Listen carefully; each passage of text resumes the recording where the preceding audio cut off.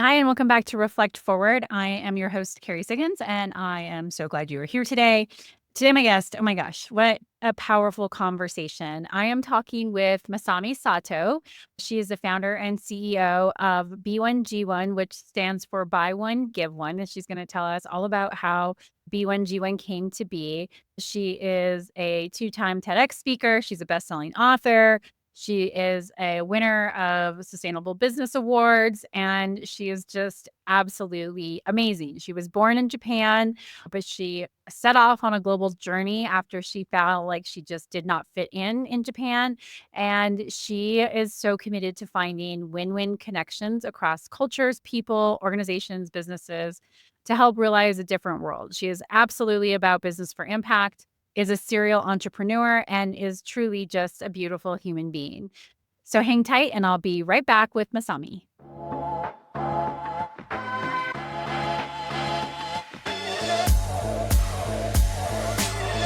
All right, everyone, I am back with my beautiful guest, Masami Sato. Masami, thank you so much for joining me on the show today.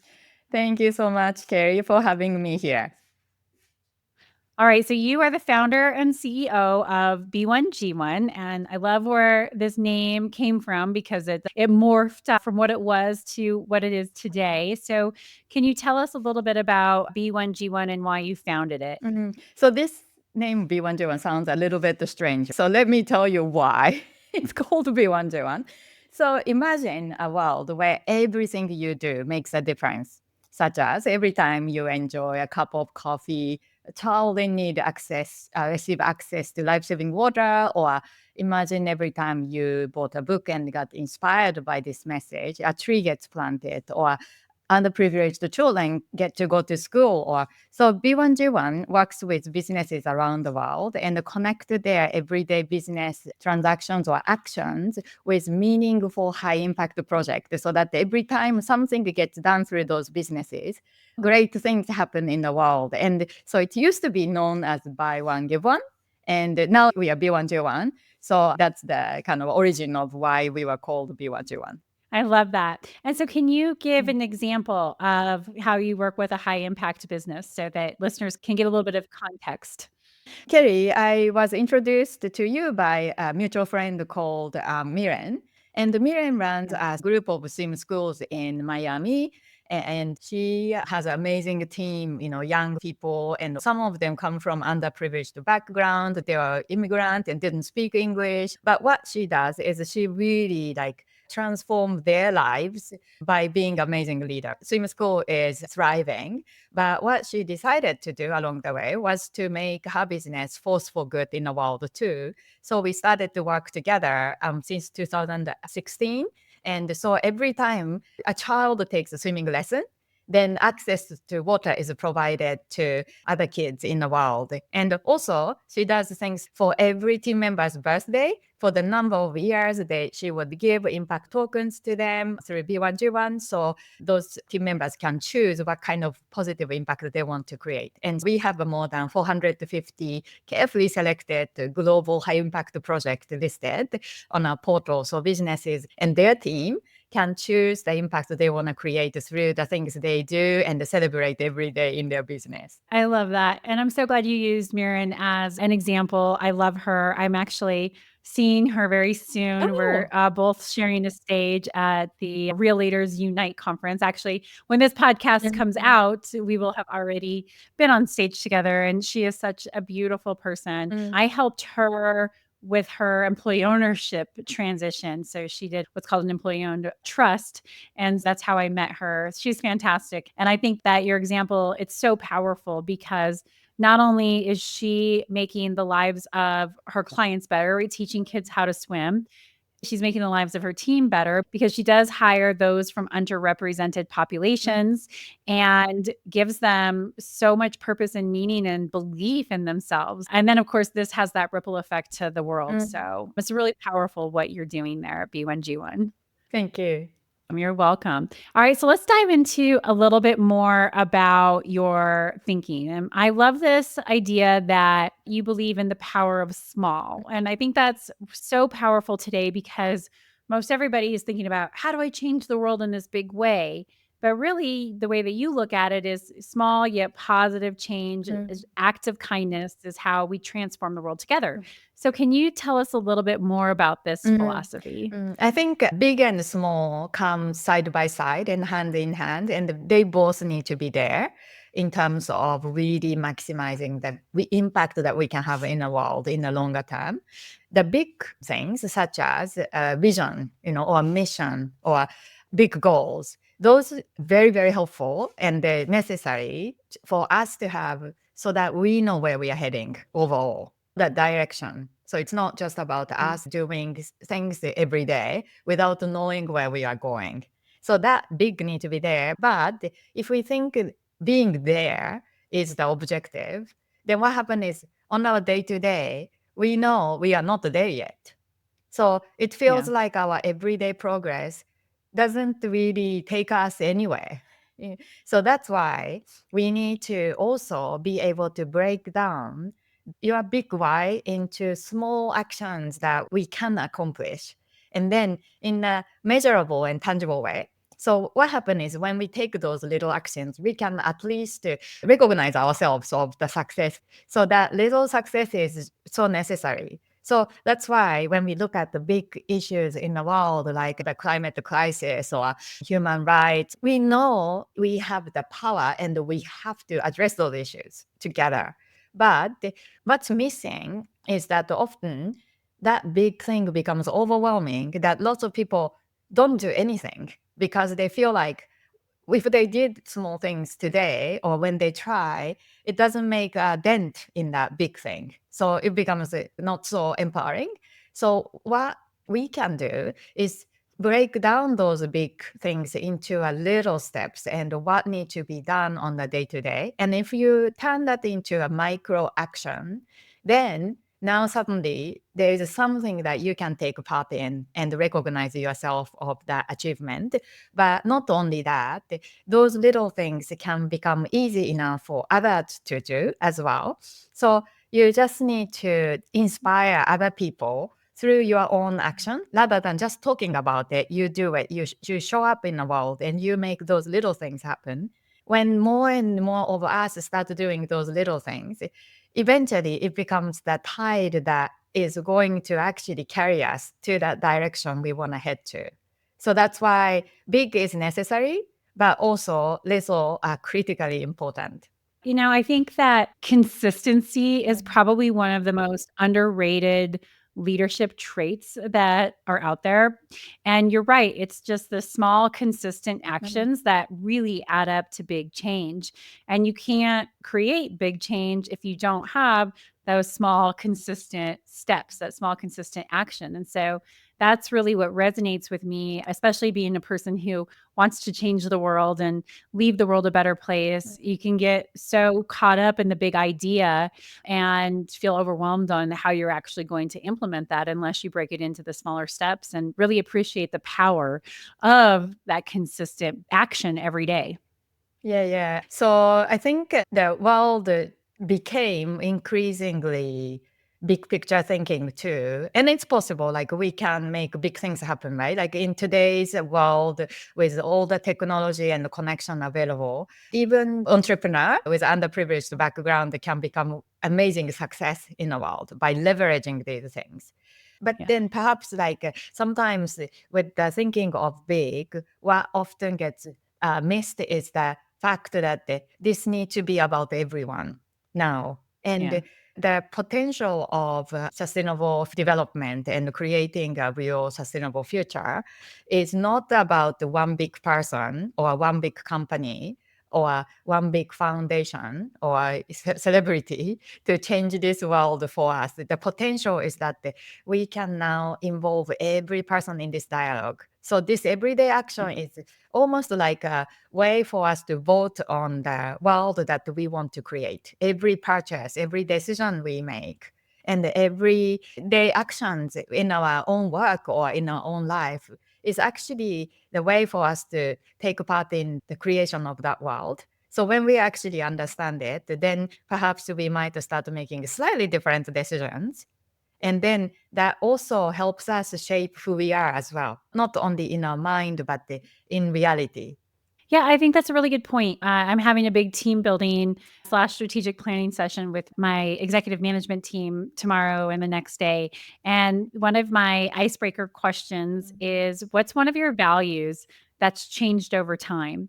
And I think that that's a really important thing for us to look at in leadership. I care so much more about making an impact now than I did when I started out in this business. I was 28 when I took over for the founders, and I was just trying to figure out how to get my life together because I had made a complete mess of my life. And I wasn't thinking about impact and how to build this great company and create 1,000 millionaires through employee ownership. I was just trying to figure out, how do I get healthy? How do I get out of debt? How do I make sure that I can function and survive?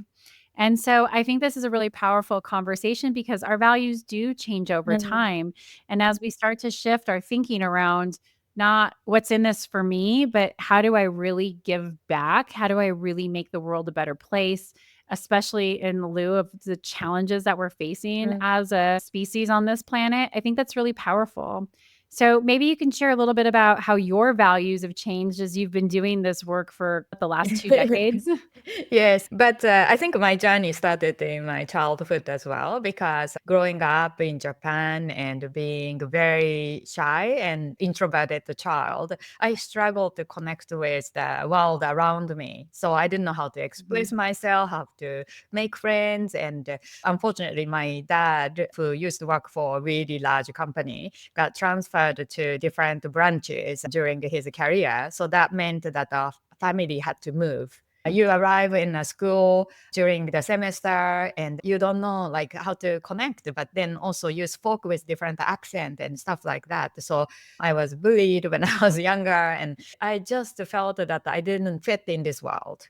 And Mhm. so that was kind of like my recurring limited thinking, right? Like I didn't fit. I didn't fit. So I was looking for something. So when I graduated from school, I left Japan and traveled around the world and became a backpacker because I was curious about what was out there. There was unknown outside of Japan.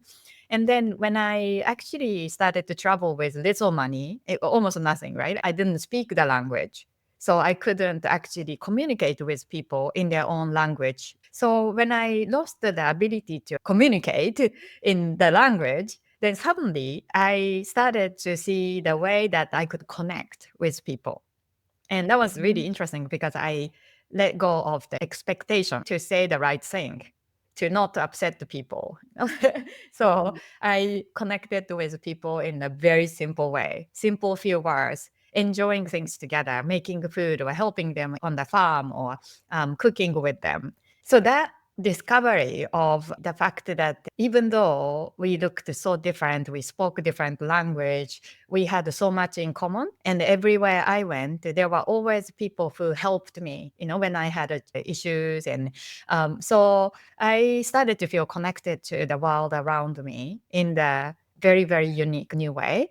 So a few years later, when I became a mom, I started to become an entrepreneur. And the reason why is when I was backpacking, I saw so many street kids or kids who had to go and work on a farm and miss the schools, or the families who didn't know where next meal comes. So when I saw these challenges in the world and in the lives of people I cared about, I wanted to do something, but I didn't know why, because I felt like I was a little person who had no power to change things or help Mhm. everyone.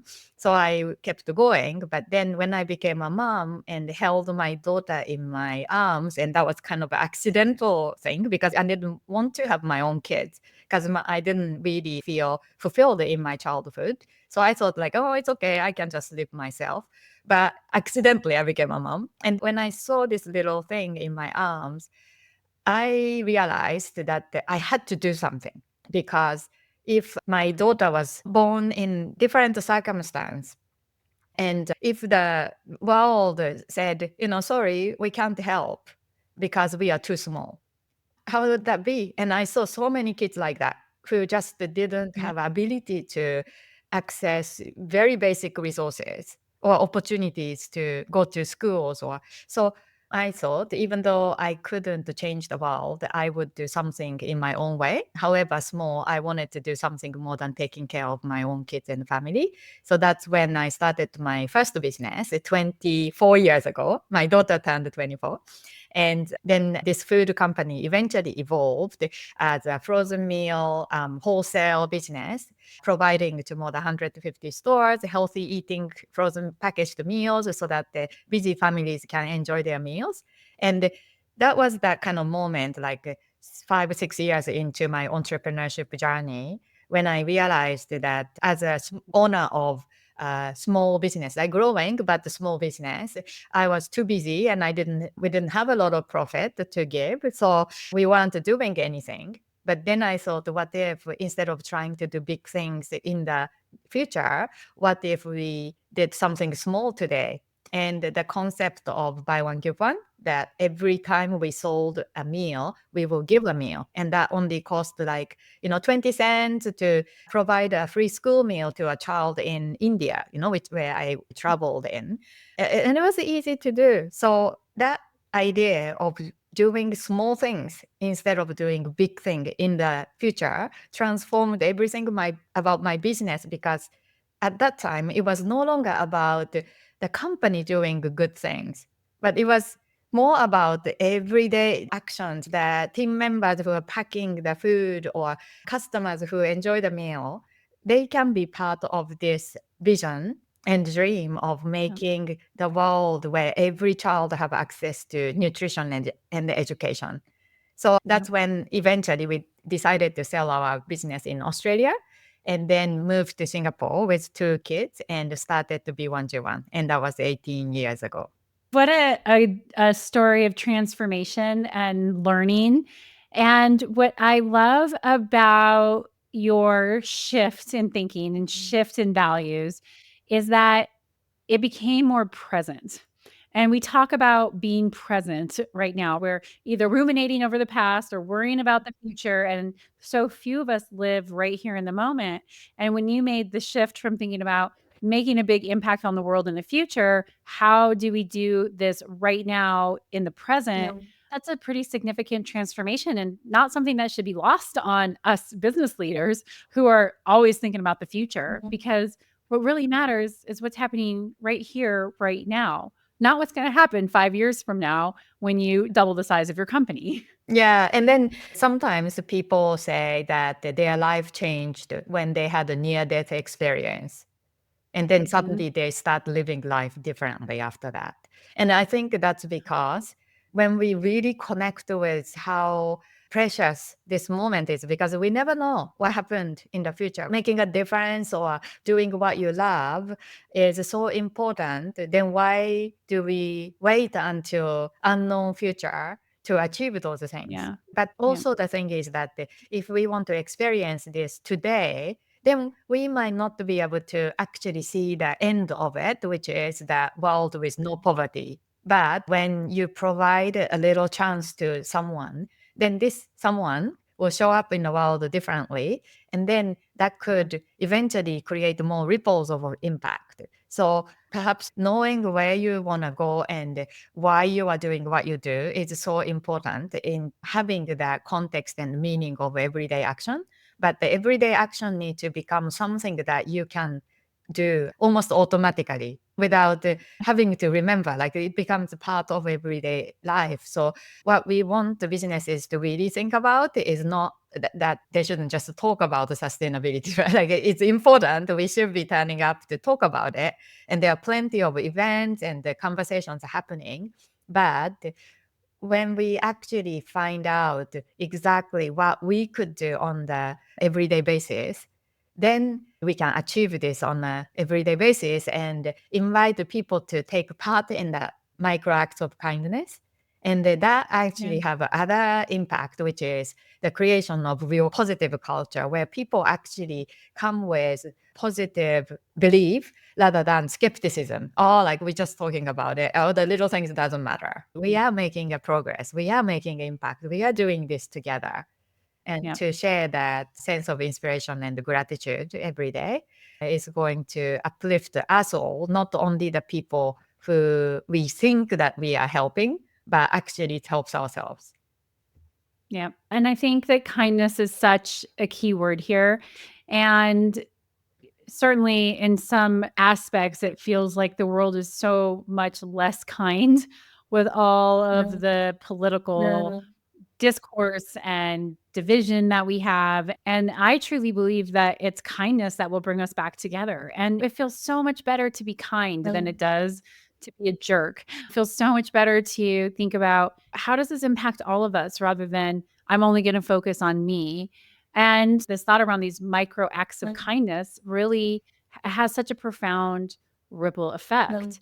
But it's not a word that a lot of businesses use. How do you view that? What do you think businesses should do, especially maybe businesses who don't have kindness as part of their growth strategy?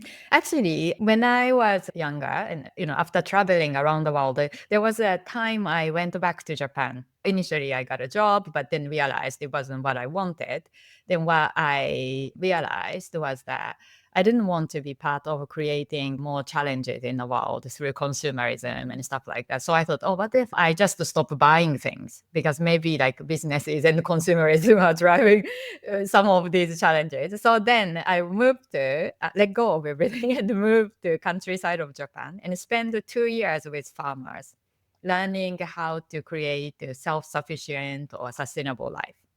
And during that 2 years, I learned profound things, but I learned something different from what I expected because I went there to become self-sufficient. So I can say I'm not creating any waste or I'm not, buying into this business thing.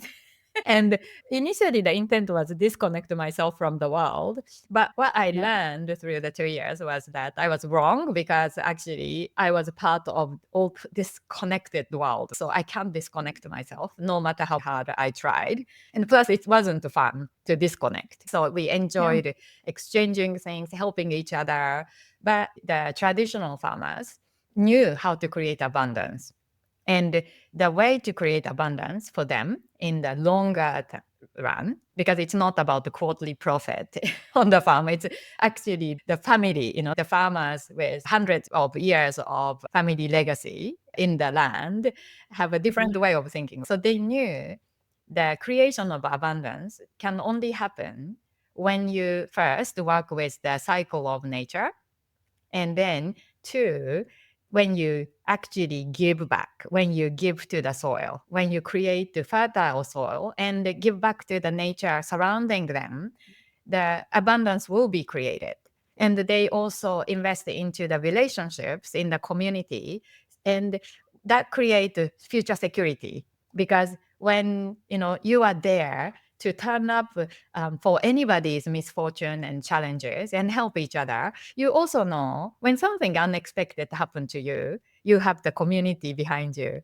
Yeah. So when I had this very, very simple learning in my life, I started to look at the world of business in a new way. And then I thought, well, perhaps we all want to do good things. Businesses exist to do good things, to solve problems or deliver value. So that's there. But what's missing is kind of this long-term focus and understanding of real essence of how to create abundance.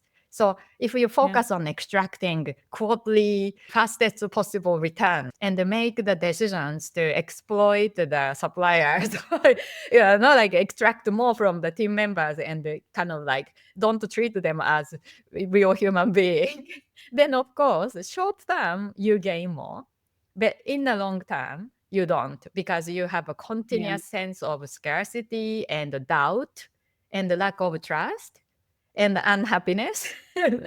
So the long-term gain is the thing that we need to be able to see because now that long-termness is becoming faster. So what I mean is that before, when we didn't take care of environment, when you made decisions to exploit workers around the world, we didn't see the consequence of that for a long time. But now, as we make these decisions and do it at a bigger scale, we actually see the implication of our actions and decisions in the much shorter term. And that Mhm. implication is starting to impact our own family as well. So Mhm. the leadership in the new world need to be able to think about long term but short term too, because we need to be able to track our progress and then see whether we are on track and moving toward the right direction. So that's a role of leader as well, to give the Mhm. shorter term context and the measurability of our everyday achievement.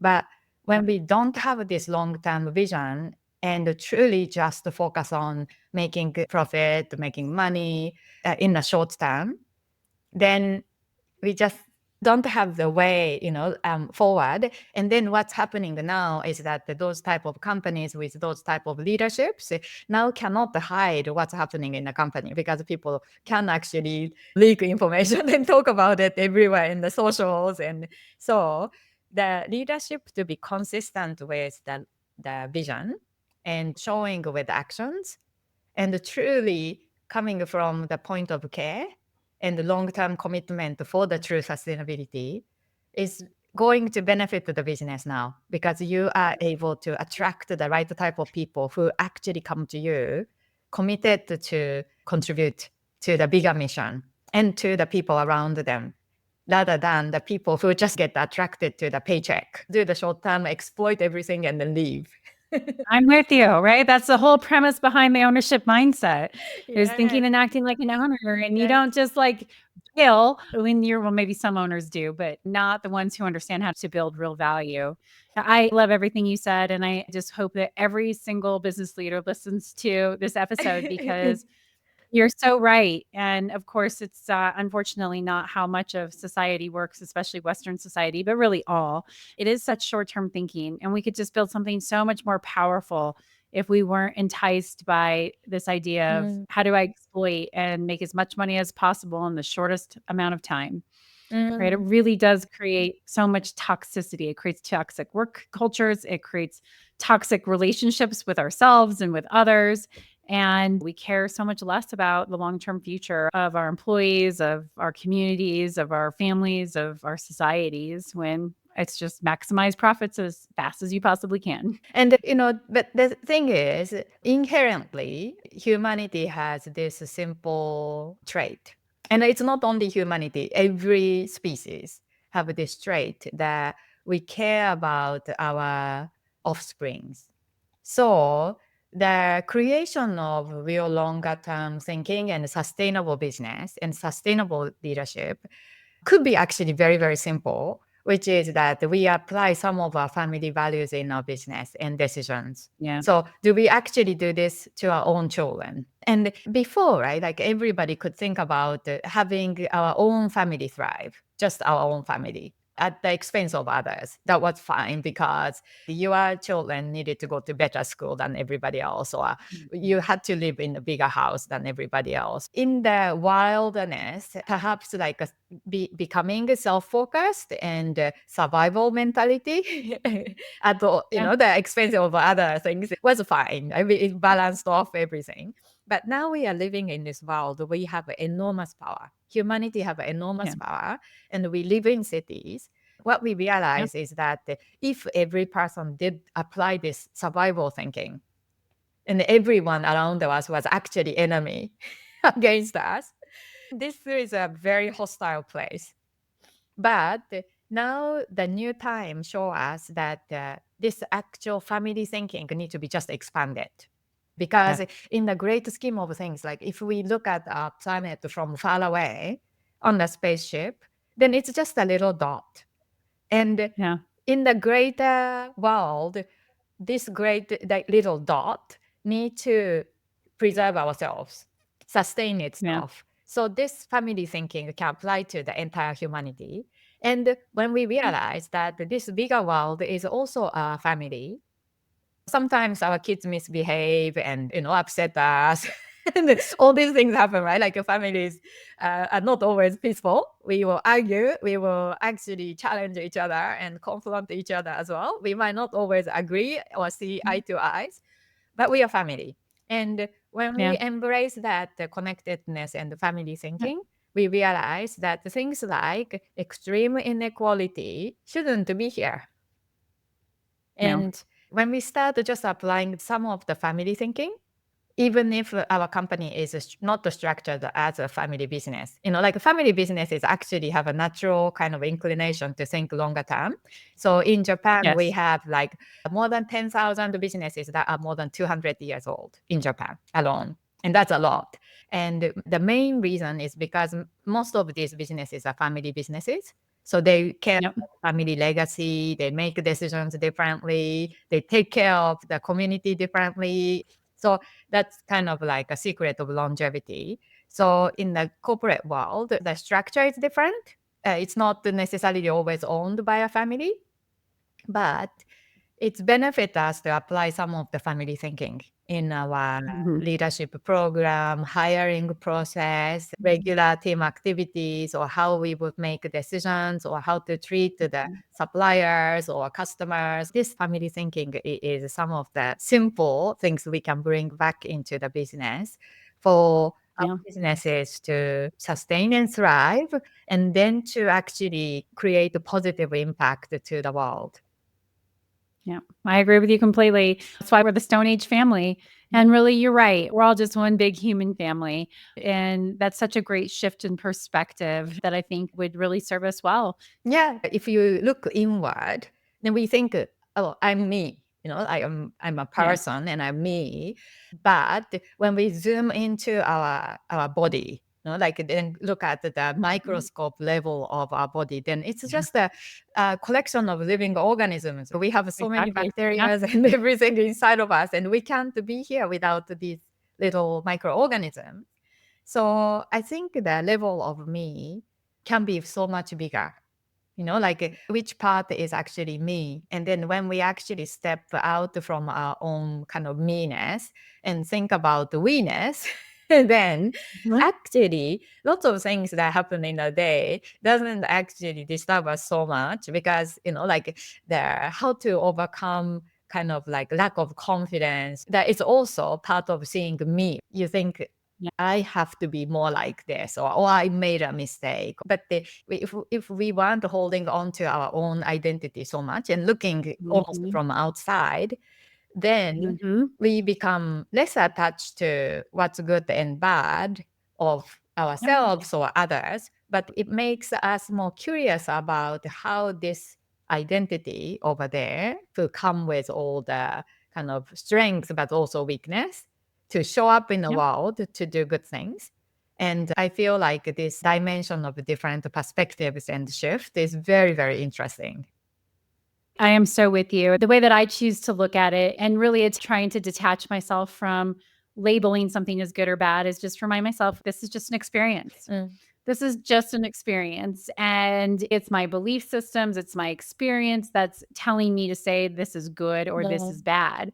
But what if I just said it's just an experience and this is just here to learn and to grow from it, not to label it as something that is good or bad and attach ego to it either way, whether it's ego and it damages your self Mm. esteem or whether it's ego and, oh, look at how great I am. No, we're all just here to learn and to grow and to expand. And so if we just look at things through this lens of this is an experience and how am I contributing to this experience, I think it's such a powerful shift in perspective. It Mm. certainly has been for me. Mm-mm. And I love metaphors, and the metaphors give us like a different picture of what's happening. Exactly the same thing happened, but the metaphor Yeah. helps us to actually see things differently. So one metaphor I love is to see this life or even business as almost like a game that we play every day, because there is a beginning and there's an end, and the life has a beginning but also have end. And sometimes we forget this because we are so consumed in the things that we do or things that happen. But actually, this journey has a beginning and end. One day we will leave, and we can't take everything that we gained in this game with us to the next dimension. So we have a given time, and we want to achieve things. We want to get better at playing this game. So that's why we go to school and learn to be better game players. And we find our own kind of reason for being here, occupation or business or all sort of things, right? And then we have other game players to play with. And Mhm. when we learn more new tricks and tips and skills and knowledge, and then we can move to the next dimension of game and connect with people who are playing at that dimension and next dimension. And so it's interesting. You think that winning this game is purpose of playing, but Yeah, actually the reason why we are playing this game is not because we want to win, but to enjoy, because the only reason for playing the game is to enjoy. exactly. And It's not to gain stuff that you can't take with you. I'm so with you. It's to enjoy it, to find joy and happiness. yeah, and I'm then with to you. enjoy real joy and happiness, right? Yeah. Yeah. Actually collaborating in the game, learning from each other, picking up from Yeah. one another, and laughing at the issues that happen and dealing with Yeah. the challenges and consequences. But then you go forward, and how Yep. we get to enjoy this game with everybody around us is extremely beneficial for us to focus on. And right now in the world game, there are some people who seem to have much more resources than others. There seems to be some unfairness that the starting point of the game has a huge disparity. And it's not fun anymore if it's such a huge gap and handicap to start up with. So then we can go Mhm. like, oh, how do we make it actually more enjoyable and meaningful to play this game? Then Yep. naturally we should be able to adjust the rules, right? But adjustment of rules comes from people's participation and voicing and saying, hey, what if we could do it this way? And now what we need to understand is that this game board that we are standing on is actually shaken, that we are at the kind of blink of some huge disruption where every person on the game board might be shaken off. So when we know what's coming, and then actually the reason why we are here together is so we can collectively come up with another way to make this game Yeah. even more enjoyable moving forward. There has never been a great time like this where we can imagine and we can turn the imagination into reality. Yes, I'm with you. I could talk about this with you all day. I don't wanna get into, those who are playing a zero-sum game and what a false dichotomy that is, because we have to wrap things up. But this has been such an enlightening conversation. Thank you so much for coming on the show. I do have my signature question that I'd like you to answer. The name of this podcast is called Reflect Forward. What does reflect forward mean to you? I think reflect forward is to dream. And Yeah, I think that's the most powerful thing we can do every day, to dream. yep, and then take action. Yeah. Make those dreams come true with inspired action. I totally agree with you. Masami, this has been such a lovely interview. Thank you so much for coming on the show today. I so appreciate you. Oh, thank you. It's been a great fun talking with you, Kerry. And I hope that Thank I get to see you in person sometime soon. I know, let's do it. We'll do it when you're in the United States, yes. And if people wanted to learn more about you or B1G1, where would they go to Mm, find okay. out more? So the easiest is to go to B1G1, the browse. If you forgot to B1G1, then you could say buy one, give one, and Yeah, then find us. Another thing you could do is to come and find me on LinkedIn. That's where I share some insight and, like a random reflection and stuff like that as well. So wonderful. Well, I'll include both of those links in the show notes as well. So wonderful. thank you so much for joining me from Singapore. I really appreciate it. This has been a fabulous interview, and I wish you a wonderful rest of your day. You too. Thank you. Thank you. All right, hang tight, everyone. I'll be right back.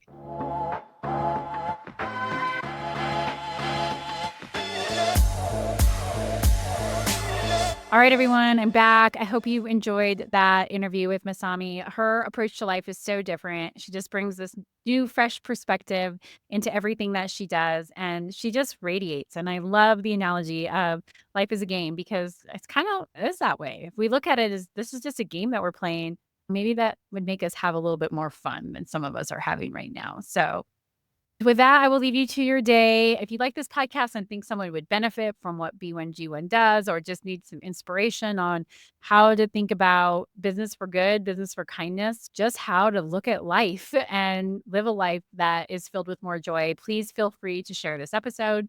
If you like this podcast, go to YouTube and subscribe to it, or on your favorite podcast platform, write a review. It always helps with the algorithms and gets these amazing stories out there to the world. And I just so appreciate going on this journey with you. It's been so much fun, and I appreciate every single one of you for your tuning in. All right, take care. We'll see you next week.